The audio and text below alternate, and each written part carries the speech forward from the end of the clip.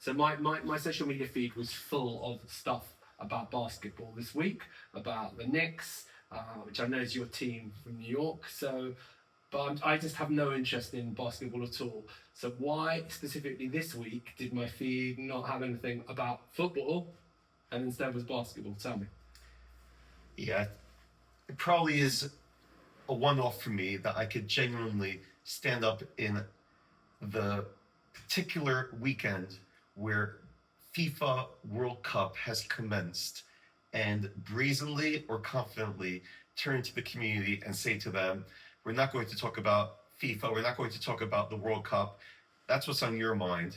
What's on my mind is going to be basketball, and I don't expect you from the onset to be converted to follow the New York Knicks like I've been doing woefully for decades and decades. But maybe if you're willing to go on a journey with me, we'll go somewhere together and understand the principle of what I took from this episode, this fourth game that happened on a Wednesday evening, because there are lessons there for all of us. I've been a New York Knicks fan for life, and now we're fast forwarding already to them having won the championship. As a lifelong New Yorker, I'm on cloud nine. This is probably the greatest sense of feeling that I've had for my city. For all faiths, what's the expression said? My mayor is Muslim, my bagel is Jewish, my Pope is on my side, the Knicks in 5. It's a phenomenon. Still Muslim! My bagel's still Jewish! The Pope's on our side! Knicks in 5! So that's like literally, I would not have expected this because I really have no interest, and I would have expected it to be full of football, but it wasn't. So there must have been something particular in a particular match which has really kind of caught your the flow and made you want to talk about it. What was it about this particular game? And that's what was so brilliant. I had an opportunity to share a genuine passion of mine in a way that hopefully resonated to some degree. So we're talking about an underdog team. Okay. The New York Knicks seem to have had a run during what's called the playoffs, during the period that they're moving towards the championship, the finals, which is going to be the best of 7. And at every stage, people were expecting them to fail. The Knicks typically do. There are football teams that are associated with such things. We don't need to talk about that right now. Suddenly they hit what can only be considered the Goliath. This is the San Antonio Spurs, who were the 2nd seed in the league, and they have this incredible center. He's 7'4", has an arm's wingspan of 8 feet, a giant. And everyone expected them to completely dominate. And it turns out they did. Every single match, every single game, there is some kind of lead that the Spurs are having, whether it's a domination or otherwise, but it's significant. Until the Knicks, time and time again, find a way to come back. But in Game 4, it gets very serious. Because in Game 4, by the halftime, so there's 48 minutes to this particular game, and halfway through it, the Knicks are already down by 29 points. What that means, if you're an analyst, the chances of the Knicks making a comeback are 0.4% at that point in time. The Spurs, based upon statistics, have a 99.6% chance of being victorious. And yet, the Knicks go on some kind of amazing run until they have finally brought that deficit back down to just 2 points with 8 seconds left. And if they lost this game, does that what's the context of the game? Why is this game important? You're right.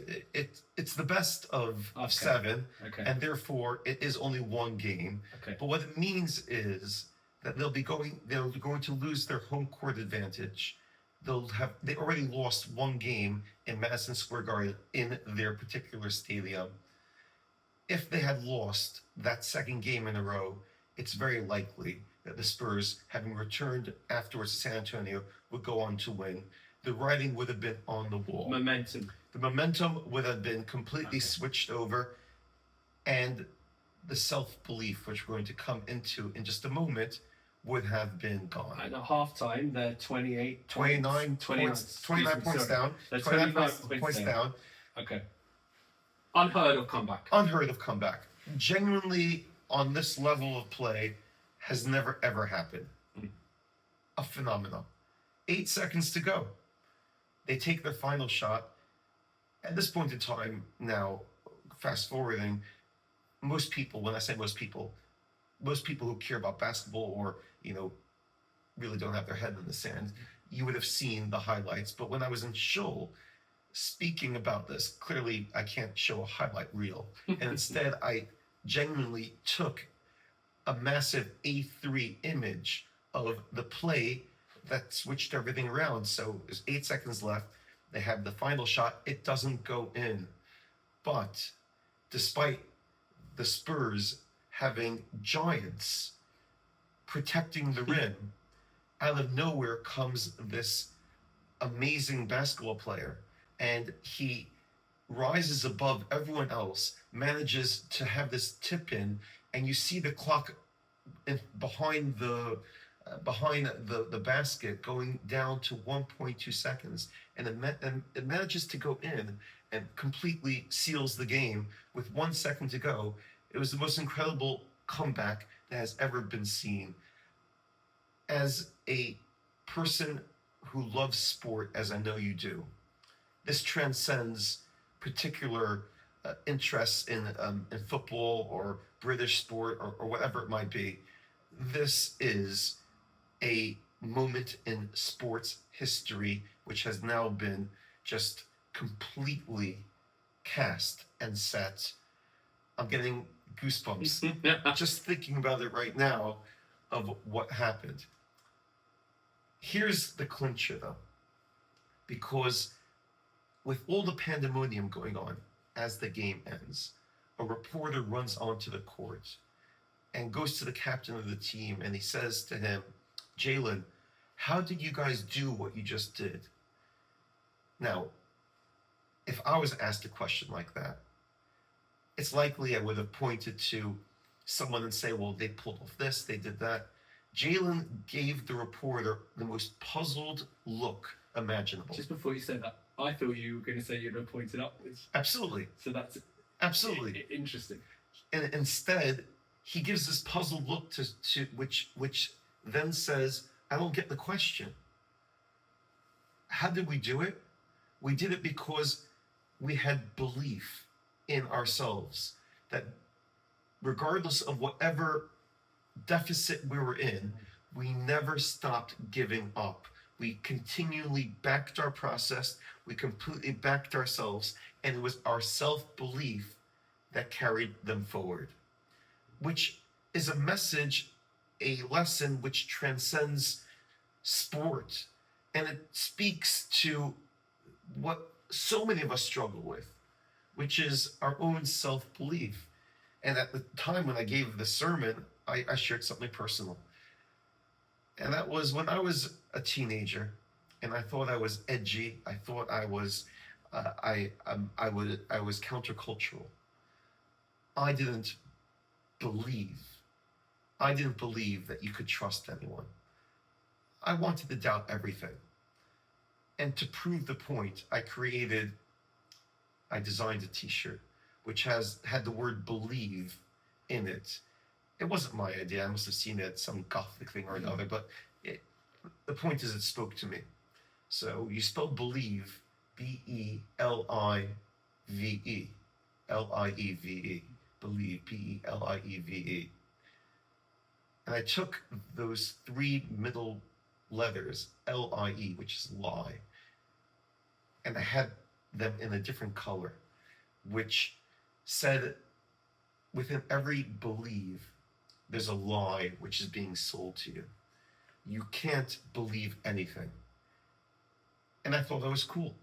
I thought that I was communicating a genuine message. What I didn't realize is that when we lose belief in everything around us, we tend to lose belief in ourselves as well. And it took me a journey of growth to recognize that the same thing is true in inverse. When I can learn to believe in myself, when we can learn to believe in ourselves, then we have the capacity for others to believe in us as well, and hopefully to have that trust that all of us have something worth believing in. Go back to the pitch, to the court. The court. Go back to the court. What I was going to ask you is, can you coach belief? It's a funny one, isn't it?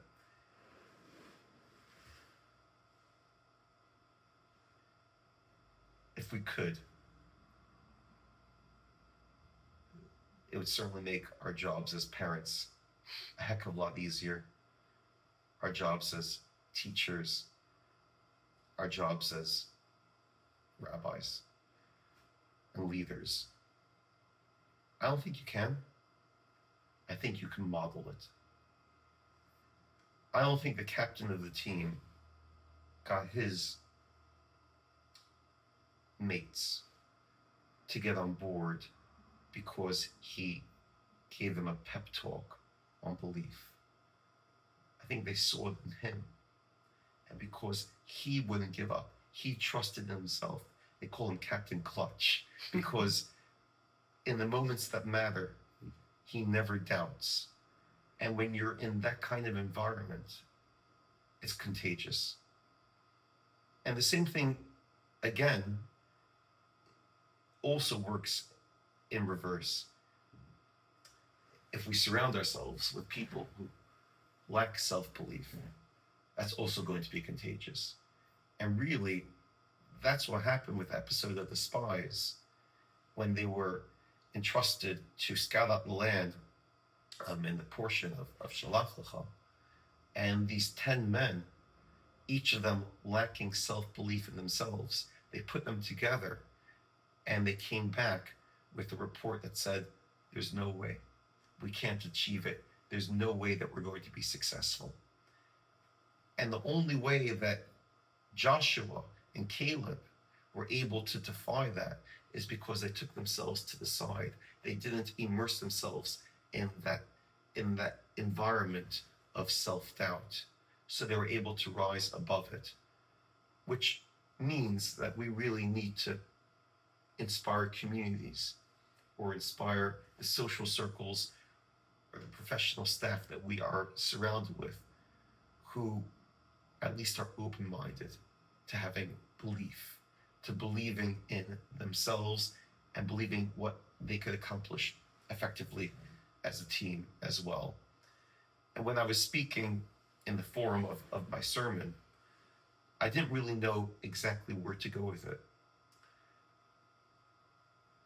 But I got a gift, because right before Shabbat, when I was I thought I had my sermon ready, there actually is another member of our community, believe it or not, who is as meshuggah, as crazy about basketball as I am. And he messaged me right before Shabbat to say, Rabbi, if there's anyone who doesn't believe in Hashem, doesn't believe in God, show him the highlights of Game 4 and he'll believe. And I smiled and I messaged Alex back and said, that's not why I would show the highlights. It's for the person who lacks belief in themselves. If you lack belief in yourself, see the highlights of what it means to never give up, to never lose that self-belief, and you'll be able to get it back. And then, if we can find a way of believing in ourselves, then God will believe in us too. We have to believe in ourselves first, and then God knows we have the tools to achieve, and we spoke last time around mission and being a light making our mark in the world, it all comes from self-belief. So self-belief to belief, but without the lie. It's the foundation. If we get the foundation right, where we can find that inner voice within ourselves that says, actually, we can do this, that's the beginning of everything. Confidence, belief, without it, we can't succeed. The spies came back and said, we thought of ourselves like mere grasshoppers, and so we believe we were seen by them as such as well. So it's the spies' lack of self-belief.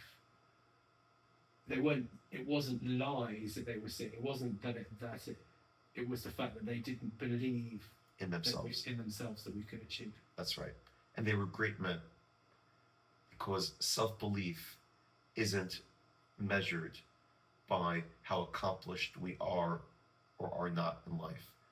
We could achieve a lot and actually, deep down, continually doubt ourselves. It doesn't mean a little bit of healthy self-doubt or willingness to ask for support is a bad thing. Of course, it's part of the processes of achieving our best. But there's a big difference between that and lacking self-belief. If we truly believe, which I do, that we are created in the image of God, that means that we are boundless in what we're able to achieve. And if there's a message that I would want to give coming from the portion that we read, but using the experience of the New York Knicks, who in 5 games won this amazing championship. Believe in your process. Believe in your hard work. Believe in yourself. And surround yourself, if at all possible, with similar people. It's contagious. It's positivity. And it's severely lacking in the world around us. So let's add some more belief into our circles and unlock whatever it is that we want to achieve.